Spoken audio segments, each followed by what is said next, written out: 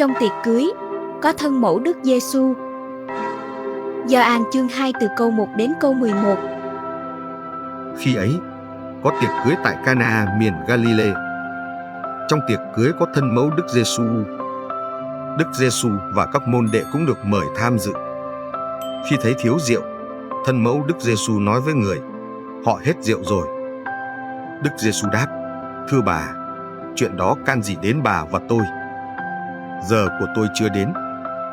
Thân mẫu người nói với gia nhân: người bảo gì, các anh cứ việc làm theo.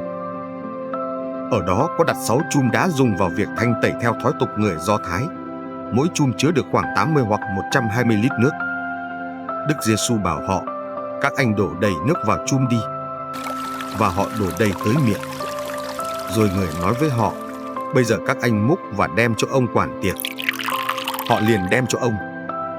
Khi người quản tiệc nếm thử nước đã hóa thành rượu, mà không biết rượu từ đâu ra, còn gia nhân đã múc nước thì biết, ông mới gọi tân lang lại và nói: ai ai cũng thết rượu ngon trước, và khi khách đã ngà ngà mới đãi rượu xoàng hơn. Còn anh lại giữ rượu ngon mãi cho đến bây giờ.